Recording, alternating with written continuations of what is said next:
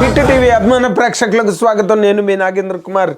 నిన్ననే బాలకృష్ణ గారి బోయపాటి శ్రీను కాంబినేషన్లో వచ్చిన అఖండ 2 తాండవం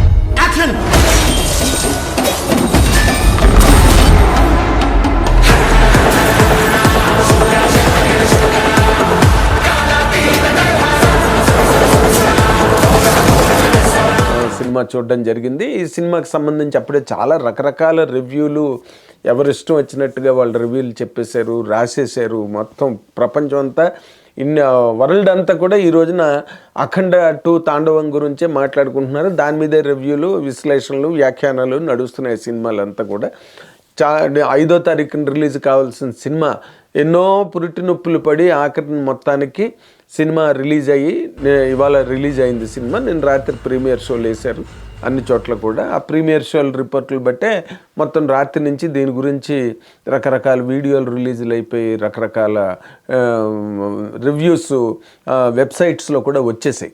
కాబట్టి ఈ రోజున దాని గురించి మాట్లాడాలంటే అంటే మనం కొన్ని రివ్యూలతో మనం ఏకీభవించకపోవచ్చు, లేకపోతే అభిమానుల తాలూకా పారవశ్యమో లేకపోతే అభిమానుల తాలూకా ఉద్రేకం, ఉత్సాహం వాటితో మనం ఏకీభవించకపోవచ్చు. కానీ ఒకటి వాస్తవం ఇందులో ఏంటంటే అభిమానులు కోరుకున్నట్టుగా అసలు ముందు సినిమా రిలీజ్ అవుతుందా లేదా అని చెప్పి అభిమానులు చాలా వరకు కృంగిపోయిన సంగతి మనం చూసాం. ఆ సందర్భాన్ని కూడా మొత్తం పరిశ్రమ అంతా కూడా దీని గురించి ఎంతో ప్రయత్నం చేసి విశ్వ ప్రయత్నం చేసి ఎన్నో సినిమాల్ని ఆపేసి రిలీజులు కాకుండా ఈ సినిమాని రిలీజ్ చేయడం జరిగింది.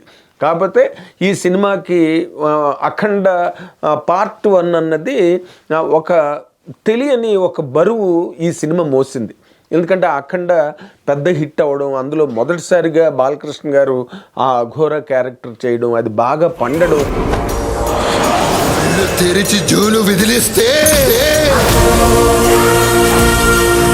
బోయపాటి సీన్ దాన్ని బాగా చాలా అద్భుతంగా దాన్ని చిత్రీకరించడం, ఇవన్నిటితో ఆ సినిమాకి మంచి విజయం లభించింది. దాని మీద చాలా అంటే ఒక ఫస్ట్ ఆఫ్ ఇట్స్ కైండ్ సినిమాగా అఖండకి చాలా మంచి పేరు వచ్చిన సంగతి మనందరికీ తెలిసిందే. ఈ పార్ట్ 1 సక్సెస్ అయిన తర్వాత పార్ట్ 2 రావడంలోనే ఇందులోనే మొత్తం విషమ పరిస్థితి అంతా కూడా ఉంటుంది. ఎందుకంటే పార్ట్ 2ని ఎలివేట్ చేసి పార్ట్ 1 లాగా లేకపోతే పార్ట్ 1 కన్నా బాగుండేలాగా చేయడానికి మాత్రం డైరెక్టర్కి నరాలు తెగిపోతాయి అన్నది మాత్రం వాస్తవం 100%. ఎందుకంటే తను కథ తయారు చేసుకున్న తర్వాత దాని సన్నివేశాలు, సీన్లు, షార్ట్ల కింద అన్నిటికీ తయారు చేసుకున్న తర్వాత నటీనటులు దానిలోకి షూటింగ్లోకి వస్తారు. కానీ ముందు దర్శకుడు పడే ఆ ఆవేదన, ఆ తాపత్రయం, దానికి మనం ఏ రకంగానూ వెలకట్టలేము. నిజానికి చెప్పాలంటే బోయపాటి సీన్కి అంటే తను ఏ సినిమా చేసినా, ఒక సరైనోళ్ళటి సినిమా చేసినా, ఇంకో సినిమా చేసినా దానిలో ఆ ఇమోషనల్ బరస్ట్ అన్నది బోయపాటి సీన్ తాలూకా సిగ్నేచర్ బేసిక్గా. మరి ఆయన ఏ అమ్మవారిని పూజిస్తాడో, ఏ శక్తిపీఠాన్ని కొలుస్తాడో మనకు తెలియదు కానీ బట్ ఆ ఇమోషనల్ బరస్ట్ని మాత్రం సినిమాలో తీసుకురావడానికి మ్యాక్సిమం ట్రై చేస్తాడు. అందులో కొంతమంది రాసినట్టుగా కొన్ని లాజిక్లు మిస్ అవ్వచ్చు, లేకపోతే కొంత ఆ సిమ్మెట్రీ కథలోని మిస్ అవ్వచ్చు. ఆ కామెంట్లన్నీ ఇప్పుడు అఖండ తాండవం మీద ఉన్నాయి. సినిమాని దీనిలో ఇదొక కమర్షియల్ కథాకళి అన్నమాట. అంటే దీంట్లో బాలకృష్ణ గారి అఘోర క్యారెక్టరు, ఆ తాండవం అండ్ శివుడు ప్రత్యక్షం అవడం అండ్ తర్వాత ఆ చైనా వాళ్ళ తాలూకా ఆక్రమణ నుండి లేకపోతే వాళ్ళ దురాగతాలను అరిగట్టడం కోసం అని చెప్పి కుంభమేళలో వాళ్ళు చేయబోతున్న ఒక దుర్మార్గమైన ప్రయత్నాన్ని అరికట్టి భారతదేశ సమగ్రతని కాపాడడానికి జరిగే ఒక చాలా విస్తృతమైన ప్రక్రియని ఒక 2.5 గంటల సినిమాలో చూపించడం అన్నది బోయపాటి బేసిక్గా చేసిన ప్రయత్నం ఈ సినిమాలో.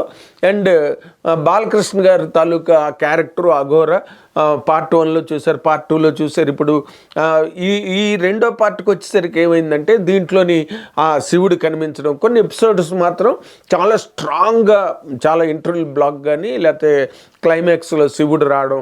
ఇదేంటంటే శివుడు తాండవం దర్శకుడు బోయపాటి సీన్ తాలూకా ఆ సృజనాత్మక తాండవం అండ్ బాలకృష్ణ గారి తాలూకా అభినయ తాండవం, ఇదంతా తాండవం మయం ఈ సినిమా అంతా కూడా.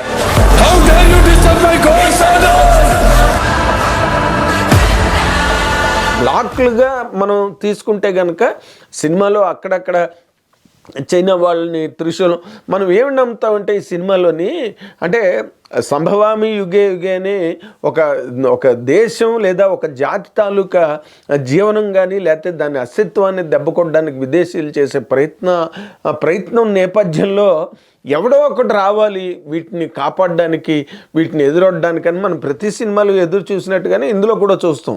దానిలో బాలకృష్ణ గారు రావడం అన్నది, ఆ క్యారెక్టర్లో ఆ గెటప్లో రావడం అన్నది 100% బాలకృష్ణ గారి అభిమానులందరికీ కూడా చాలా గొప్ప మోరల్ హై ఇచ్చింది, మోరల్ ఎలివేషన్ ఇచ్చింది థియేటర్లో.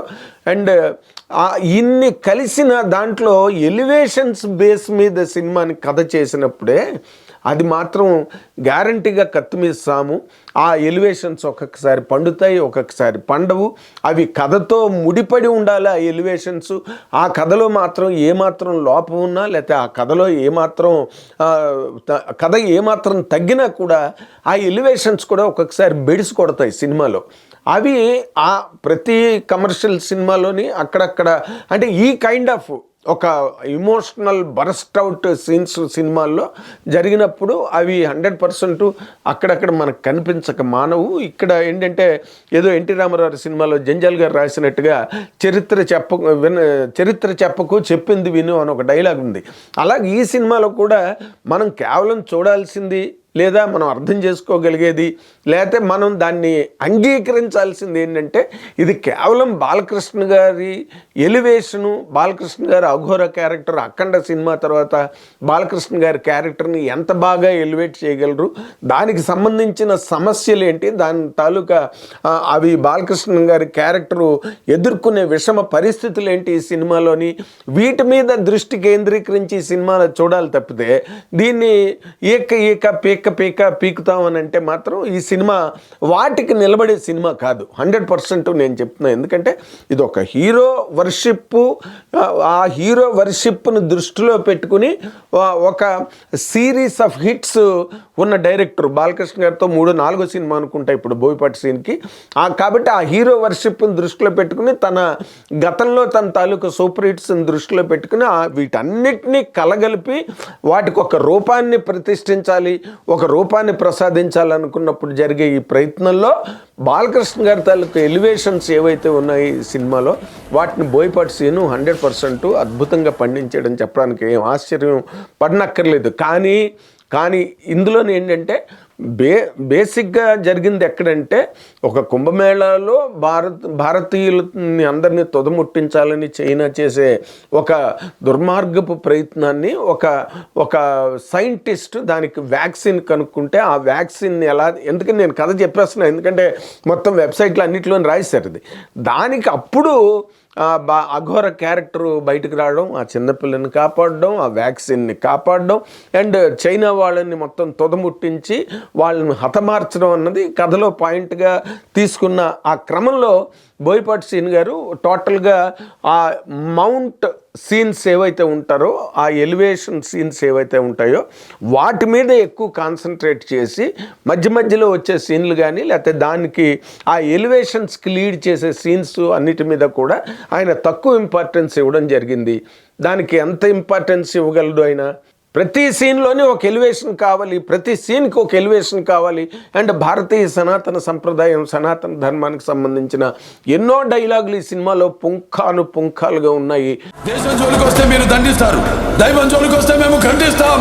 మీ భాషలో చెప్పాలంటే సర్జికల్ స్ట్రైక్. ఈ సినిమా నిండా సనాతన ధర్మం తాలూకా మోర్ ఎక్స్టెన్సివ్ అప్రోచ్ అన్నది ఈ సినిమాలో కనిపించింది. ఆ ప్రయత్నం ఎందుకంటే బికాజ్ సనాతన ధర్మం అంటే ఈ రోజున భారతదేశం అంతా కూడా ఉర్రూతలుగిపోయి ఊరికే వెర్రిగా భారతదేశం అంతా కూడా సనాతన ధర్మం వెనకాతలు పరిగెడుతున్నది. అండ్ సనాతన ధర్మానికి సంబంధించి పవన్ కళ్యాణ్ గారు చేస్తున్న కృషి కానీ లేకపోతే ఆయన పడుతున్న తాపత్రయం కానీ మనకు అందరికీ తెలిసిందే. దాని మీద కూడా బోల్డ్ ఇష్యూస్ జరుగుతున్నాయి సనాతన ధర్మం అని. ఆ సనాతన ధర్మం అన్నమే ఇందులో త్రిశూలం కన్నా అంటే శివుడు అఘోరా పట్టుకున్న త్రిశూలం కన్నా చాలా మోస్ట్ పవర్ఫుల్ వెపన్ ఈ సినిమాలో ఏంటంటే సనాతన ధర్మం. ఆ సనాతన ధర్మం బేస్, ఎందుకంటే పాన్ ఇండియా సినిమా, బాలకృష్ణ గారి మొట్టమొదట పాన్ ఇండియా సినిమా కాబట్టి సనాతన ధర్మాన్ని ప్రధానమైన ఆయుధంగా తీసుకున్నాడు. అండ్ బాలకృష్ణ గారు అఘోరా క్యారెక్టర్ త్రిశూలం. మనం అంటే శివుడి శక్తి, మహాశివుడి శక్తి, త్రిశూలం ఎంత పవర్ఫుల్ అన్నది, పైగా ఆయన లయకారకుడు, సృష్టి స్థితి లయాల్లో శివుడు హ్యాండిల్ చేసే పోర్ట్ఫోలియో లయకారకత్వం కాబట్టి శివుడు వచ్చాడు, శివుడు చంపేసాడంటే మనం అందరం నమ్ముతాం. నమ్మబిలిటీ అన్నది ఆ సినిమాలో ఆ పాయింట్లో ఉంటుంది కాబట్టి ఆ మేరకు కథ సేఫ్, ఆ మేరకు సినిమా ఓకే. బట్ దీన్ని జనరల్ సినిమాగా, ఒక జనరల్ ఫిల్మ్గా యాక్సెప్ట్ చేసి అందరూ కుటుంబాలుగా థియేటర్కి వెళ్ళి దీన్ని ఒక పెద్ద ఘన విజయాన్ని చేకూర్చడానికి ఈ సినిమాకి ఈ ఫ్యామిలీ ఆడియన్స్లో కానివ్వండి, లేకపోతే ఇతరత్ర బాలకృష్ణ గారి ఫ్యాన్స్ని పక్కన పెట్టి ఇతర ఆడియన్స్ని ఈ సినిమా ఏ విధంగా లొంగ తీసుకోగలదు, ఏ విధంగా హక్కున చేర్చుకోగలదు, ఏ విధంగా ఇది మురిపించి మైమర్పించగలదు అనేది it's all matter of doubt. ఎందుకంటే టైం నిరూపించాలి అది. ఇవాళ రిలీజ్ అయిన సినిమా ఎలా ఉంటుంది, ఎంతమందిని ఆకట్టుకుంటుంది, ఎలా ఆకట్టుకుంటుంది, ఏ విధంగా ప్రజలు దీన్ని మెచ్చుకుంటారన్నవి అన్నీ కూడా మనం 1-2 రోజులు వెయిట్ చేస్తే కానీ ఏమి చెప్పలేము. బాలకృష్ణ గారి అభిమానుల వరకు కూడా ఇది ఒక పెద్ద ఫెస్టివల్, దానిలో డౌట్ ఏం లేదు. కానీ జరిగిన ప్రయత్నం అన్నది చాలా గొప్ప ప్రయత్నం చేశారు వాళ్ళు. కోట్ల రూపాయలు ఖర్చు పెట్టారు. బాలకృష్ణ గారు బ్రహ్మాండంగా కష్టపడి చేసాడు. ఆ గెటప్ అవన్నీ భరించడం, వాటి మీద డైలాగులు చెప్పడం, ఇవన్నీ కూడా దానికి చాలా గొప్ప ప్రయత్నపూర్వకమైన సంకల్పపూర్వకమైన ప్రయత్నం. రెండు చాలా గట్టిగా దృఢంగా జరగాలి. అవి రెండు బాలకృష్ణ గారు బాగా చేశారు. అండ్ బోయపాటికి నేను ఇందాక చెప్పినట్టుగానే అది అతనిలో ఉన్న ఒక ఆ ఎక్స్ప్లోజన్, దాన్ని బయటకు తీసుకొచ్చి స్క్రీన్ రూపం కల్పించడానికి నిజంగా బోయపాటి సీను తలకిందులయ్యి కథను రాయడానికి ప్రయత్నం చేసి ఆ ఎలివేషన్స్ ఇవ్వడానికి ట్రై చేశాడు. స్కంద లాంటి సినిమాలో రామ్ లాంటి ఒక యంగ్ స్మాల్ హీరోకే బోయపాటి సీను అసలు మామూలు ఎలివేషన్స్ ఇవ్వలేదు. అప్పుడే అనుకున్నారు బాలకృష్ణ గారు చేస్తే బాగుండేదని. కాబట్టి మరి బాలకృష్ణ గారికి ఇచ్చే సినిమా ఎలివేషన్స్ ఎట్లా ఉంటాయి? ఈ ఎలివేషన్స్ అన్నీ కథాపరంగా కానీ, లేకపోతే పూర్తిగా ఒక 2.5 hours సినిమా రన్ టైంలో అవన్నీ కూడా మధ్యలో ఎపిసోడ్స్, కథకు సంబంధించి రంజింపజేయగలిగే ఉదంతాలు కానీ, సంఘటనలు కానీ, ఇవన్నీ కూడా ఆ ఎలివేషన్స్కి ఎంతవరకు కనెక్ట్ అయ్యాయి అన్నది it's a matter of debate. దాన్ని బాగా చర్చించాల్సిన విషయం. ఈ రోజున వెబ్సైట్స్ అన్నీ కూడా దాని గురించి బాగా చర్చిస్తున్నాయి, బాగా మాట్లాడుతున్నాయి విరివిగా. ఎందుకంటే most awaited film, highly anticipated film కాబట్టి ఈ అఖండ 2 తాండవం గురించి చాలా పెద్ద చర్చే జరుగుతున్నది. కాబట్టి ఒక 2-3 రోజులు ఆగాలి. ఈ సినిమాకి సంబంధించిన ఒక ప్రాపర్ రిపోర్ట్ రావాలి. ఇది ఏ రకంగా జనాల్ని ఆకట్టుకోగలిగింది అన్నది 100% మనందరం వెయిట్ చేసి చూడాల్సిన అవసరం. ఎందుకంటే దాంట్లో ఆది పినిశెట్టి ఉన్నాడు. ఆది పినిశెట్టిది ఒక డిఫరెంట్ క్యారెక్టరు. ఏ క్యారెక్టర్కి కూడా ఒక హీరోయిన్ సంయుక్త మీనన్ క్యారెక్టర్ కానీ, లేకపోతే అమ్మాయి సైంటిస్ట్, యంగ్ సైంటిస్ట్ క్యారెక్టర్ కానీ, ఇంకో క్యారెక్టర్ కానీ వాళ్ళకి ఇవ్వాల్సినంత ఇంపార్టెన్స్ ఇవ్వడానికి స్పేస్ లేదు సినిమాలో. ఎందుకంటే it is all full of elevations cinema అంతా కూడా. అందులో వీళ్ళకి ఎక్కడ వాళ్ళకి ఇవ్వవలసినంత ఇంపార్టెన్స్ ఇవ్వడానికి అవకాశమే దొరకలేదు డైరెక్టర్కి. ఎందుకంటే తన మెయిన్ ఫోకస్ అంతా కూడా బాలకృష్ణ గారి తాలూకా హీరో వర్షిప్ని దృష్టిలో పెట్టుకుని చేసిన ఒక విశాలమైన ప్రయత్నం ఈ అఖండ తాండవం. కాబట్టి పాటలు అంత పెద్ద గొప్పగా ఏం లేవు తమన్ చేసినవి. అండ్ సౌండ్ కూడా మోర్ లౌడర్ దాన్ నీడెడ్. అంటే అవసరానికి మించిన శబ్దం థియేటర్లో అవసరం అనుకున్నాడేమో మరి తమన్. ఎందుకంటే సౌండ్తో ఎలివేట్ చేద్దాం అనుకున్న సందర్భంలో ఒక పక్కన ఫ్రేములు కానివ్వండి, షాట్లు కానివ్వండి, లొకేషన్స్ కానివ్వండి, వాటిలో గ్రాఫిక్స్ అనండి, ఇవన్నీ కూడా ఎలివేషన్స్కే హెల్ప్ అవుతున్న టైంలో మళ్ళీ తమను తన సౌండ్తో ఇంకొంచెం ఎలివేట్ చేసేద్దాం అనుకున్నదే కొంచెం వికటించింది సినిమాలో. ఆ పాయింట్ అయితే మాత్రం 100% చెప్పాలి. కాబట్టి ఓవరాల్గా మనం కనుక చూసుకుంటే సినిమా అనేది ఎక్కువగా బాలకృష్ణ గారి అభిమానులు ఎంజాయ్ చేసే విధంగా తను అనుకున్నట్టుగానే ఈ సనాతన ధర్మం కాన్సెప్ట్ నేషనల్ వైడ్ అపీల్ కోసం ఈ సనాతన ధర్మం అండ్ నార్మల్గానే ఈ శివుడు తాండవం ఇవన్నీ కూడా ఉత్తరాది ప్రేక్షకుల్ని బాగా ఆకట్టుకుంటాయన్న ఒక నమ్మకం ఈ ప్రయత్నం వెనకతలు ఎక్కువగా కనిపించింది. అవన్నీ ఎలా పే చేస్తాయి అన్నది రాబోయే రోజుల్లో చూడాల్సిన అవసరం ఉంది. Thank you very much. Hit TV app, ఇందులో short news, live news, entertainment shows, movies, digital magazines తో పాటు మీ జిల్లా వార్తలను కూడా ఫ్రీగా చూడొచ్చు. ఇంకెందుకు ఆలస్యం, వెంటనే హిట్ టీవీ యాప్ ని డౌన్లోడ్ చేసుకుని ఫ్రీగా ఎంటర్టైన్మెంట్ పొందండి. Hit TV app. Hit TV app. Please download Hit TV app. Hit TV యాప్ని ఫ్రీగా డౌన్లోడ్ చేసుకొని ఎంజాయ్ చేయండి. మీకు నచ్చిన ఎంటర్టైన్మెంట్ కోసం హిట్ టీవీ యాప్ ని ఫ్రీగా డౌన్లోడ్ చేసుకుని ఎంజాయ్ చేయండి. హిట్ టీవీ యాప్ని డౌన్లోడ్ చేసుకుని ఆస్వాదించండి, ఆశీర్వదించండి. ఇంతమంది సెలబ్రిటీలు హిట్ టీవీ యాప్ ని డౌన్లోడ్ చేసుకోండి అని చెప్తున్నారంటే ఎంత మంచి యాప్ ఆలోచించండి. అమెరికా అమెరికా అమెరికా అమెరికాలో చదవాలనుకునే వాళ్ళకి విశ్వసనీయమైన పేరు మన శౌర్య కన్సల్టెన్సీ. UK లో 1 year masters, UK లో 1 year masters, 2 years work permit up to 5 years visa. Contact Saurya Consultancy. Contact 89851 89851.